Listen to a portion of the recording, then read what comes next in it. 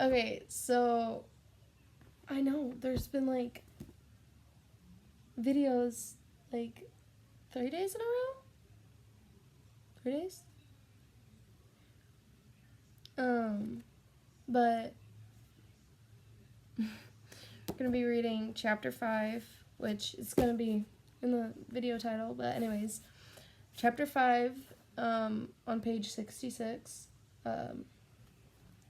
My hair up, which keeps tickling my back. So give me like a second.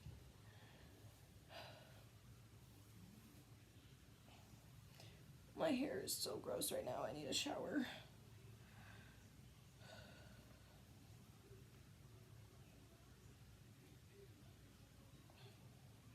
There was this one video I had posted on TikTok, and this about my hair being greasy because I hadn't showered in a while, and this one person in the comments was like, "You should stop dyeing your hair. It's because you're dyeing your hair too much. You need to stop." And I'm like, bro, I literally just said my hair looked greasy. Just because I dyed my hair doesn't mean that's why it's greasy. I hadn't had taken a shower in a while, so my hair was greasy. Oh, uneven much?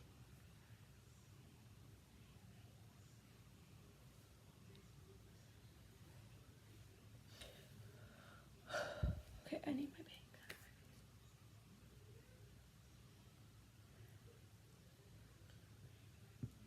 Anyways, pause the video if you feel like you need to. Take some time to drink some water, eat something, or get something to drink and eat while you're watching the video. Go to the bathroom, do whatever you need to do. I feel like this chapter is going to be a little bit longer because it's 20 pages. So my throat's probably going to hurt at the end of this. But pause the video, take however much time you need, then come back to the video at 2:40. Okay, so here we go.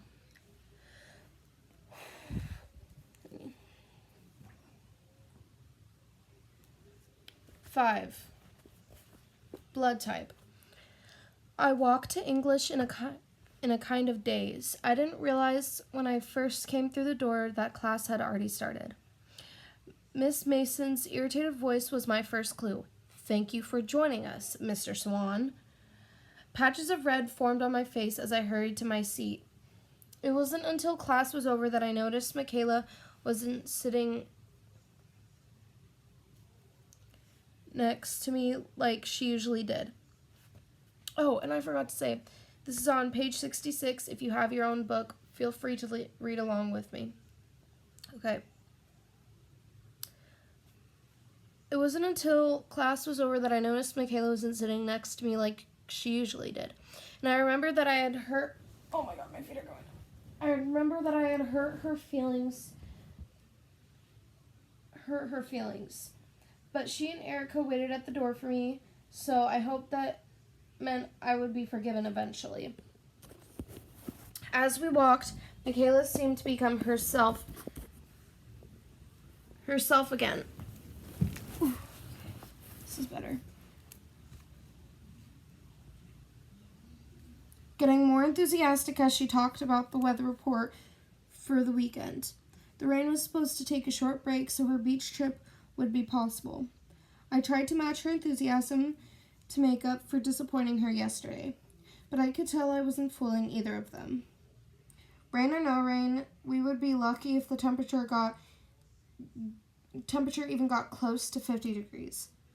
Not my idea of a beach day. The rest of the morning passed in a blur. It was hard to believe I wasn't imagining things again, that Edith had really said those things, and that her eyes had looked that way when she was saying them. Something about her confused my reality. First, I thought I'd seen her stop a van barehanded, and now this? The original delusion seemed more likely than the second, that I appealed to her on any level.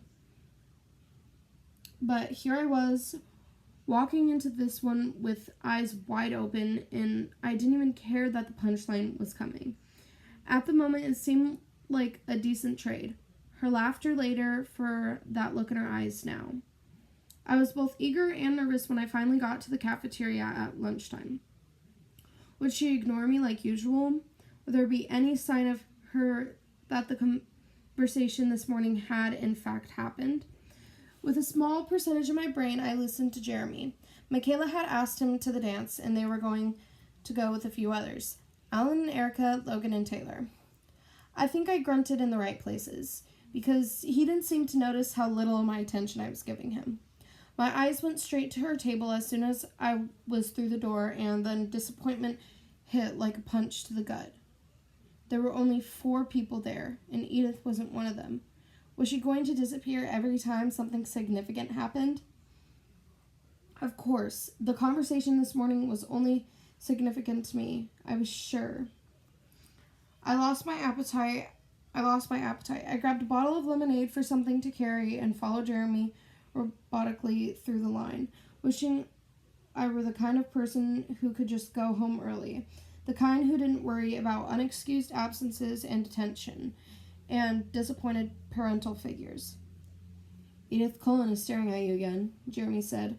I was 100% paying attention as soon as he said her name. I wonder why she's sitting alone today. I snapped my head up and quickly followed his line of sight. Edith was sitting at an empty table across the cafeteria from where she usually sat. Her dimples flashed as soon as she knew I'd seen her. I raised one hand and motioned with her. She raised one hand and motioned with her index finger for me to join her. As I stared, not entirely believing my own eyes, she winked. Does she mean you? Jeremy asked. There was an insult in his astonishment, but I was past caring. Maybe she needs help with her biology homework, I muttered. I guess I should go see what she wants. I could feel Jeremy staring after me as I walked away. I could also feel those ugly splotches of red start up my neck, and I tried to calm myself.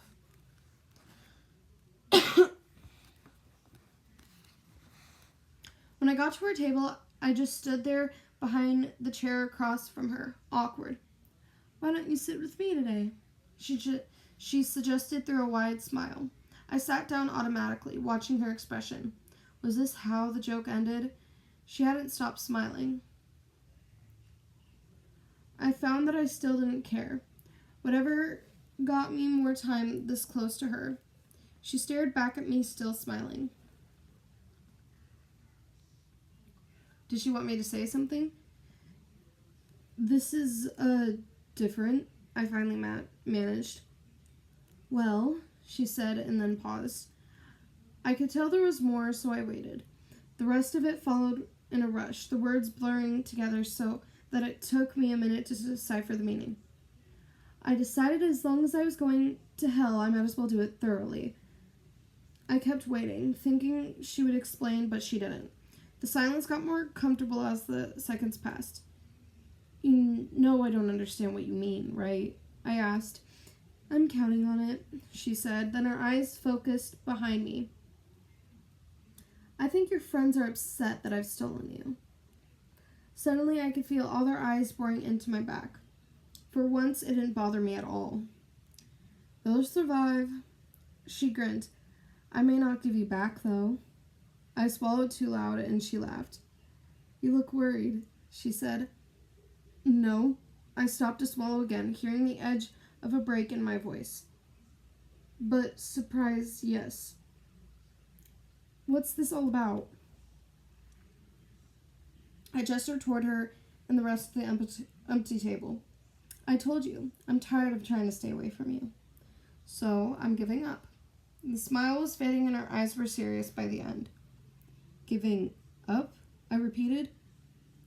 Yes, giving up trying to be good. I'm just going to do what I want now, and let the chips fall where they may. The smile disappeared completely, and a hard edge crept into her silky voice. You lost me again. It looked like she found that funny. I always say too much when I'm talking to you. That's one of the problems. Don't worry, I don't understand anything you say. Like I said, I'm counting on that.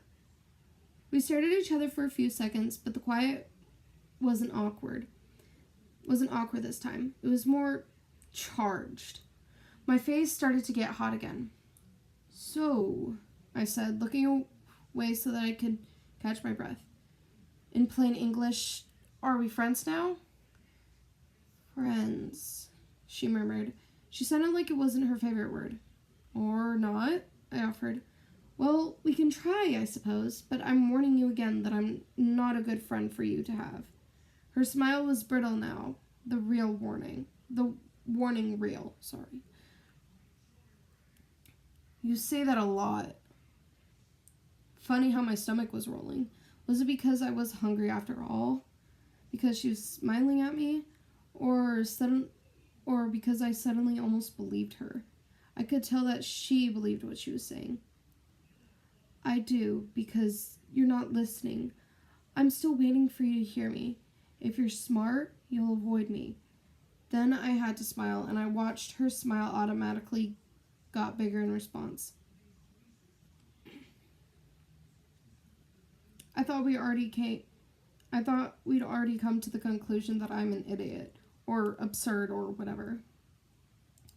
I did apologize for the second one, at least. Will you forgive me for the first? I spoke without thinking. Yeah, of course. You don't have to apologize to me. She sighed. I don't? I didn't know how to answer. It sounded like a rhetorical question anyway.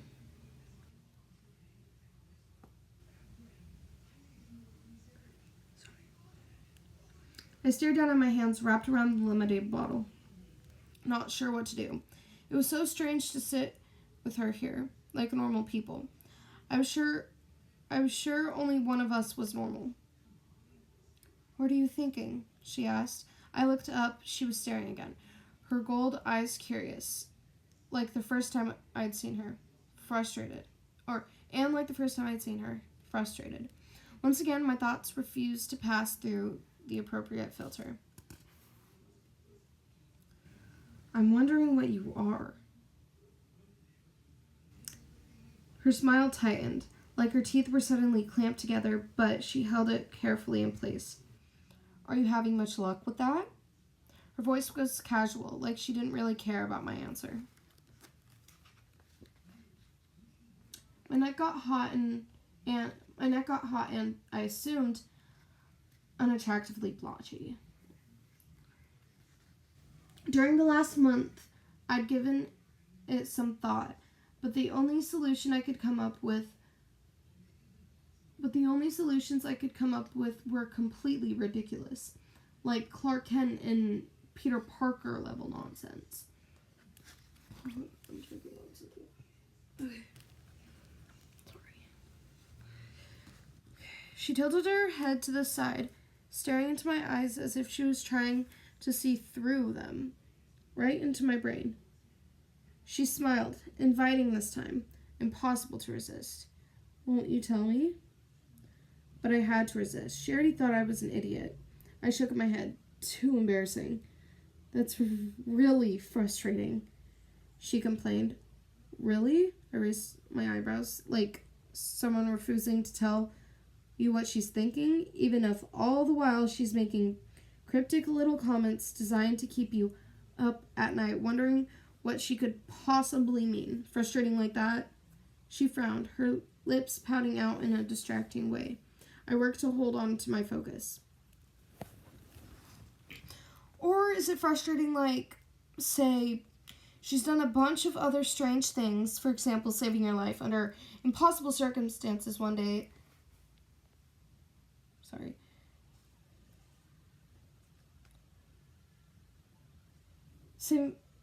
For example, saving your life under impossible circumstances one day, then treating you like a pariah the next. And she never explained any of that either, even after she promised. Frustrating like that? Her frown twitched, then settled into a deeper scowl. You're really not over that yet? Not quite yet. Would another apology help? An explanation would be better. She pursed her lips, then glanced past my left arm and laughed once. What? Your girlfriend thinks I'm being mean to you. She's debating whether or not to come break up our fight. I don't have a girlfriend. And you're trying to change the subject. She ignored the second half of my statement. You might not think of her that way, but it's how she thinks of you. There's no way that's true. It is, I told you. Most people are very easy to read. Except me. Yes, except for you. Her eyes shifted to me and intensified, drilling into mine. I wonder why that is. I had to look away, concentrated on unscrewing the lid of my lemonade. I took a swig, staring at the table without seeing it. Aren't you hungry? She asked. Her stare was less penetrating now. I saw with relief. No. I didn't think it was necessary to mention that my stomach wasn't ready for food. You? I looked at the empty table in front of her. No, I'm not hungry. She smiled like I was missing some inside joke. Can you do me a favor? I asked, the words escaping before I could make sure they were allowed. She got serious quickly. That depends on what you want. It's not much, I promised. She waited, still guarded but clearly curious. Could you warn me beforehand, the next time you decide to ignore me, for my good or whatever, just so I'm prepared? I look at the lemonade again as I asked, tracing the lips of the opening with one finger. That sounds fair. She looked like she was trying not to laugh when I glanced up. Thanks. Can I have a favor in return? She asked. Sure. It was my turn to be curious. What would she want from me? Tell me one of your theories. Whoops. No way. You promised me a favor. And you've broken promises before, I reminded her. Just one theory. I won't laugh. Yes, you will. I had no doubt about that. She looked down and glanced up at me through her thick eyelashes, her long gold eyes scorching underneath. Please? She breathed, leaning toward me. Without permission, my body leaned closer to her, like she was a magnet and I was a paper clip, till her face was less than a foot from mine. My mind went totally blank. I shook my head, trying to clear it, and forced myself to sit back. What? One little theory, she purred. Please. Well, bitten by a radioactive spider? Was she a hypnotist too? Or was I just a hopeless pushover? She rolled her eyes. That's not very creative. Sorry, that's all I've got. You're not even close. No spiders? No spiders. No radioactivity? None at all. Huh, I mumbled. She chuckled. Kryptonite doesn't bother me either. You're not supposed to laugh, remember? She pressed her lips together, but shoulders shook from holding the laughter back. I'll figure it out eventually, I muttered. Sorry. Her humor vanished like a switch flipped off. I wish you wouldn't try. How could I not wonder? You're impossible.